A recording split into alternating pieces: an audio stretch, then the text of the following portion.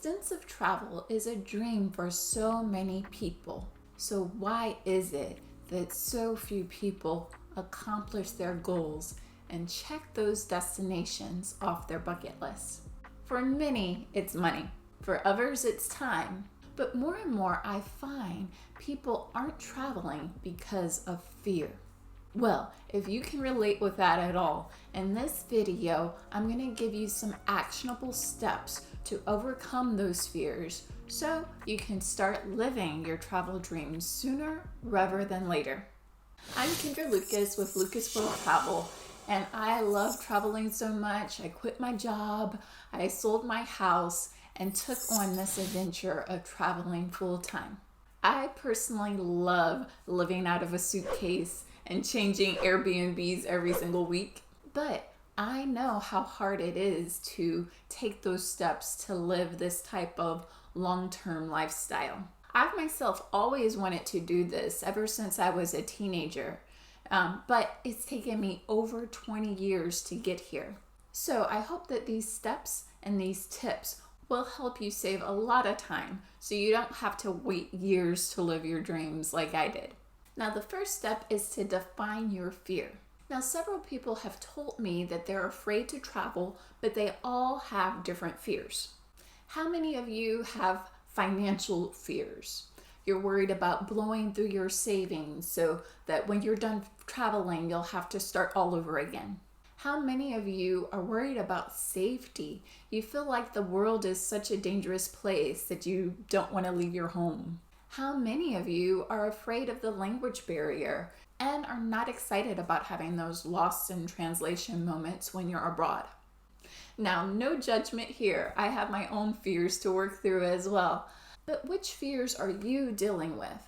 Go ahead and define your fears now and leave me a comment below which fear you're dealing with currently. Now, while all of these fears are valid, they are not insurmountable. Each fear has a logical answer to it, and once you answer it, you can stop getting blocked by this fear and start living your dream. Because fear is not necessarily a bad thing. Fear can legitimately warn you or bring your attention to a concern you really do need to address. However, you want to make sure that you're not going in circles, constantly living in fear. The next part is you have to answer this fear. So if you're constantly worried about your finances and travel, you need to answer that fear by coming up with a plan to save money, to downsize your belongings, to earn extra income. All of these things can help answer your financial concerns so you can travel. And one of the good things about these days is jobs are plentiful right now. You could quit today, travel for a few months, and come back and quickly find another job. There's just that many of them. Now, you can always get another job. The thing is, you might not get another year. Our time on this planet is not renewable. Money is, though. So always be conscious to not waste your years, not waste your time, because your time is much more valuable than the money. If you're worried about safety, you can research the top 10 safest countries in the world and travel there knowing that these countries have been rated as the safest. Me coming from America, there are so many places I can go that are safer than America. Looking at the Global Peace Index, which has all these different rankings for how peaceful and how safe places are, my home country is 122. That means that there are 121 countries that I can travel to that are more peaceful and safer than my home country. So do some research, really see if your fears are warranted. Because if you look at the statistics, you might be safer traveling than you are sitting in your house. So don't let your fears of not being safe stop you from traveling. They might not even be true or correct fears. If you're worried about the language barrier, your answer could be learning how to use Google Translate and getting the app out whenever you need to translate a conversation with someone or you need the camera to read a package. And your long-term solution would just be to learn the language. Language barriers should never be a reason to not travel. There's always a solution for that one. If you have a calling to travel, you should listen to that calling. The calling to travel is not given to everyone. There are millions of people who never leave their home country, and they're perfectly okay with that because they were never called to travel. But if you got the calling, you should listen and you should follow it. So defining your fears and answering them are essential, because if you do not solve that fear, then you're just going to be going in a vicious circle of worrying without any way to get out of it. That worry creates a block and you cannot move forward until you come up with some type of answer, some type of solution. So if you want to get past these travel fears, you can download our Fear Buster worksheet from our website. The link is in the description. Now, just because you came up with a solution doesn't mean the worry will stop. But at the very least, now you have an answer. So when that annoying fear comes up, you say, you know what, I came up with a solution. This is it. You can be quiet now. So that solution is your get out of worry card. It can provide you with a little bit of comfort and it can decrease your anxiety so you can stop worrying and start focusing on planning travel. So now that we spent some time in the negative ground of our fears, let's focus on the positive side, our dream of travel. Let's visualize all the places we want to go and how good it will feel once we get there. Let's imagine how great it would feel to finally see those pyramids at Giza, to finally fly in that hot air balloon over Cappadocia, and to finally go scuba diving in Thailand. Just imagine yourself in these amazing locations doing these amazing things. Does it feel exciting? Does it feel inspiring to you? It should, and if so, hold on to that feeling. Those good vibes are what you need to do the next part, which is to take action. And we're going to start small. We want to take small actions so we can build our confidence like a snowball until one day that snowball is a huge avalanche of confidence and you feel comfortable traveling any and everywhere. So I want you to get out your calendar and plan a short trip over a holiday weekend, 3 to 5 days. And because holiday weekends come up every 2 to 3 months, this should happen pretty quickly for you. Start planning this trip on paper first. If you have some fears or anxiety, you can do a domestic trip somewhere in your country. But if you really want to push yourself, go ahead and plan a trip to a neighboring country so you can push your comfort zone, because life begins at the end of your comfort zone. So really try to push yourself if you can. Go ahead and pick a destination, but do not let picking a destination turn into a block for you. This happens very frequently. The thing about becoming a traveler is it does not matter where you go first. Your goal is to go everywhere.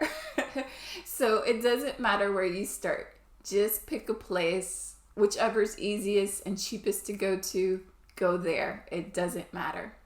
So don't be destination focused. Just pick a spot and then choose the attractions you want to see. Choose the hotel. Look at how much flights cost. Verify any current travel restrictions. Write all of this data down. Once you have all the data right there in front of you, it's so easy to get excited about traveling to this place, and you don't have any unknowns anymore. Everything's pretty clear to you, so it's easy to take the next step, request some time off work, and to go ahead and book this trip for the next upcoming holiday weekend. And you don't have to involve your family, your extended friends. This is just for you. This is just an exercise for your growth. Another way to start small is to book a tour. You can book a tour in Europe, South America, and Asia, and these tours are a great way to see a lot in a very convenient and easy way. Sometimes planning a trip can be a little bit overwhelming, but tours take away all the planning from you, and all you have to do is show up and enjoy. Plus, tours offer a way for you to meet new people and to not be alone in your travels. You'll have people to talk to at dinner, people to talk to at the bus, and your tour guide is such a great resource for learning about the culture you're going to, learning about your tour guide's personal experience living in these places, and they can help you with any problems, issues, any lost in translation moments. It's nice to have that professional touch when you travel, especially when you have anxieties and fears about traveling. I've taken 4 tours so far to China, Thailand, Greece, and Italy, and I highly recommend the experience. You can learn a lot from your tour guides and the tour company on how they structure the trips, and you'll learn how to create a good trip by copying what your tour guide is doing. So once you plan a small trip, once you take a tour, then you're ready for independent travel. This is where the training wheels come off and you plan a full week or 2 overseas on your own itinerary, going wherever you want to go. We're just building off of these small little things until we are able to travel by ourselves. Once you master independent travel, the next step is long-term travel. Now, there are many people who are okay with short-term travel for 1 or 2 weeks, but it's harder for them to commit to long-term travel, as traveling for months and years at a time involves letting go of your apartment, selling your house, sometimes getting rid of your car and quitting your job. These things are big commitments that can be very scary for people. But I don't want you to get stuck thinking about all the things you're going to lose. Instead, think about all the things you're going to gain. You're going to gain so many invaluable experiences learning about different cultures and different customs.